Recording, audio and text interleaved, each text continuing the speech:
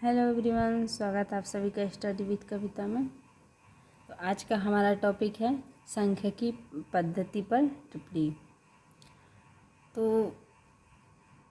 इसके बारे में पढ़ने से पहले सबसे पहले आप अगर वीडियो पसंद आए तो वीडियो को लाइक और चैनल को सब्सक्राइब ज़रूर कीजिएगा और कमेंट सेक्शन में अपनी राय भी देना ना भूलिएगा। तो अब हम शुरू करते हैं सांख्यिकी पद्धति पर टिप्पणी। तो सबसे पहले जानते हैं सांख्यिकी पद्धतियाँ। तो हम देखते हैं कि सामान्यीकरण की दूसरी पद्धति सांख्यिकी है। यह अध्ययन निदर्शन प्रणाली द्वारा संचालित होती है। सांख्यिकी पद्धतियों के प्रकार निम्नलिखित हैं। अर्थात जो हम सांख्यिकी पद्धति देखते हैं वो क्या है, सामान्यीकरण की दूसरी पद्धति सांख्यिकी है और यह अध्ययन निर्देशन प्रणाली द्वारा संचालित होती है। तो जो हमारा सांख्यिकी पद्धति है वो क्या है,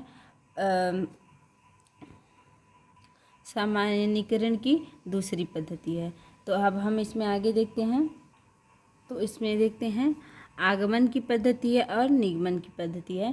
तो सबसे पहले हम आगमन की पद्धति देखेंगे। तो इसमें देखते हैं आगमन पद्धति के अनुसार विशेष प्रकार की इकाइयों की विशेषताओं का समूह पर लागू किया जाता है और विशेष घटनाओं के संबंध में नियम बनते हैं। कथन से स्पष्ट होता है कि श्याम मननशील है, राम मननशील, अर्थात श्याम और राम दोनों मनुष्य ही हैं, दोनों ही मनुष्य हैं, अतएव मनुष्य मननशील है।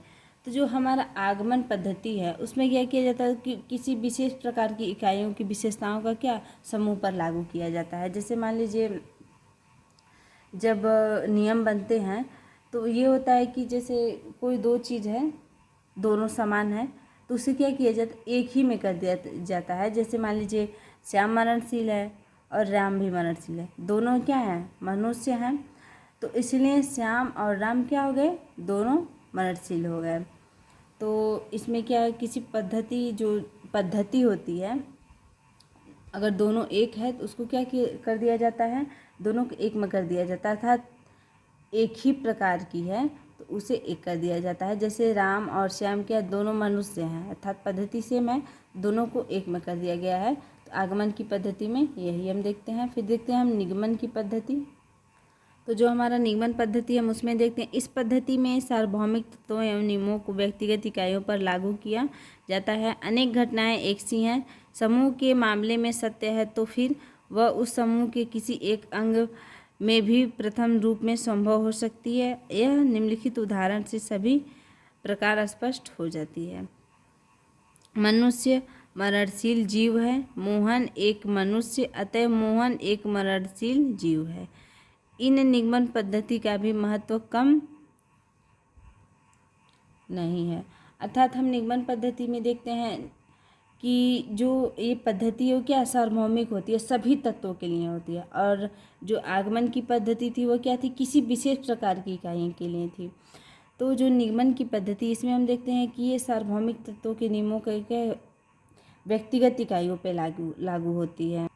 इसमें दिखाया जाता है कि जो अनेक घटनाएं हैं वो क्या हैं, एक जैसी हैं, अर्थात जो तरह तरह की जो घटनाएं हैं वो क्या है, एक है, और जो समूह के मामले में सत्य है, अर्थात जो कई लोगों का समूह है उसके मतलब संबंध में उसके हित के लिए जो सत्य है वो क्या है, उस समूह के किसी एक अंश में भी अगर कोई प्रथम रूप में क्या संभव हो सकता है तो क्या है, सत्य है। जैसे कि मान लीजिए मनुष्य क्या है, मननशील जीव है, तो उसी प्रकार से मोहन एक मनुष्य है तो क्या है, मोहन मननशील जीव हो गया। तो ये क्या है, निगमन पद्धति का महत्व इसीलिए क्या है, कम नहीं है। अर्थात आगमन और निगमन जो दोनों पद्धतियां हैं वो क्या है, दोनों ही बहुत महत्वपूर्ण है। पहले में जो आगमन पद्धति है उसमें क्या हम देखते हैं कि जो ये क्या विशेष प्रकार की इकाइयों की विशेषता के लिए समूह पर लागू होता है, और जो निगमन पद्धति है वो क्या सार्वभौमिक तत्वों और नियमों के व्यक्तिगत इकाइयों के लिए लागू किया जाता है। इसमें हम क्या देखते हैं कि इसी निगमन पद्धति का भी महत्व कम नहीं है। इसी पद्धति के आधार पर उपकल्पना की जांच भी होती है। अर्थात जो निगमन की पद्धति है उसका महत्व भी कम नहीं है, और उपकल्पना का जो जांच होती है उपकल्पना पद्धति की वो क्या होती है, इसी के आधार पे होती है, अर्थात निगमन पद्धति के आधार पर ही होती है। तो इसमें हम देखते हैं उल्फ का मत देखते हैं। तो देखते हैं कि उल्फ के अनुसार अत्यधिक जटिल घटनाओं के अध्ययन में जिन पर किसी अनुसंधानकर्ता नियंत्रण कर पाता है, जैसे कि आर्थिक अवस्था, सामाजिक घटनाएं, केवल साधारण आगमन पद्धतियों का प्रयोग कभी भी सुरक्षित नहीं कहा जा सकता और मानव के संबंध में थोड़े से सामान्य नियमों के आधार पर निगमनीय निष्कर्ष निकालना तो और भी सुरक्षित है। अतः वैज्ञानिक समाजीकरण के लिए उचित पद्धतियों का चुनाव आवश्यक है। अर्थात वोल्फ कहते हैं कि जो अत्यधिक जटिल घटनाओं का अध्ययन है, जिन पर अनुसंधानकर्ता नियंत्रण कर पाता है, जैसे मान लीजिए कि आर्थिक जो अवस्था है या सामाजिक घटना है, वो केवल क्या है, साधारण आगमन पद्धति का प्रयोग सुरक्षित नहीं कहा जा सकता है। तो मानव का जो संबंध है वो थोड़े से सामान्य नियमों के आधार पर क्या है, निष्कर्ष निकालना सुरक्षित होता है और वैज्ञानिक जो समाज है उसका जो समाजीकरण है उसके लिए उचित पद्धति का चुनाव आवश्यक होता है। इसलिए क्या है, आगमन और निगमन पद्धतियाँ बनाई गई हैं।